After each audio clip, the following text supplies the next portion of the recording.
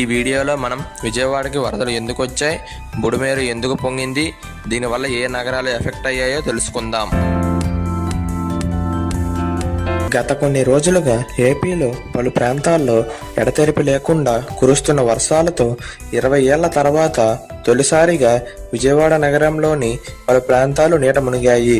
విజయవాడలో యాన్యువల్ వర్షపాతం 429.10 మిల్లీమీటర్లకు గాను 27% ఎక్కువ, అంటే 548.40 మిల్లీమీటర్లు వర్షం కురిసింది.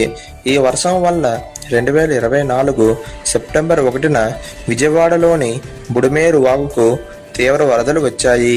కృష్ణానది ప్రభావానికి మించి నగరానికి గణనీయమైన ముప్పు తెచ్చిపెట్టింది. 2024లో ఖమ్మం జిల్లా నుండి వరద నీరు విజయవాడలోకి అపూర్వమైన శక్తితో ప్రవహించి 70,000 క్యూసెక్కుల నీటి విడుదలకు చేరుకుంది. సాధారణంగా బుడమేరు నది సామర్థ్యం 11,000 క్యూసెక్కుల కంటే దాదాపు 60,000 క్యూసెక్కుల ఎక్కువ ఉంది. వరదల సమయంలోని నది నీటి ప్రవాహాన్ని నియంత్రించే ప్రకాశం బ్యారేజీకి మునుపెన్నడూ లేని విధంగా 11.43 లక్షల క్యూసెక్కుల ఇన్ఫ్లో నమోదయ్యింది. అయితే దాని విడుదల సామర్థ్యం 11.90 లక్షల క్యూసెక్కులు. ఈ వరదల వల్ల ప్రకాశం బ్యారేజీ 69వ గేటు పైకి 5 పడవలు ఢీకొట్టాయి. 2024 సెప్టెంబర్ 2 రాత్రికి ఇన్ఫ్లో 11.19 లక్షల క్యూసెక్కులకు తగ్గింది. పరిస్థితి మెరుగుపడడంతో మరింత తగ్గింపులు అంచనా వేయబడ్డాయి. 2005 వరదలకు స్పందించి స్థానిక నాయకుడు కొల్లి నాగేశ్వరరావు గారి ఆధ్వర్యంలో పునరావృతమయ్యే వరదలకు శాశ్వత పరిష్కారం చూపాలని డిమాండ్ చేశారు.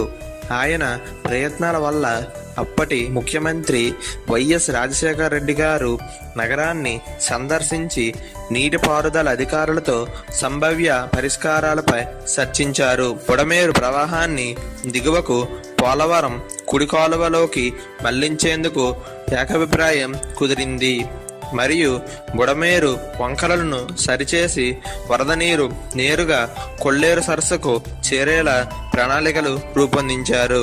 2007-2008 నాటికి పోలవరం కుడి కాలువ నిర్మాణంలో భాగంగా బుడమేరు దిగువ ప్రవాహాన్ని మళ్లించారు.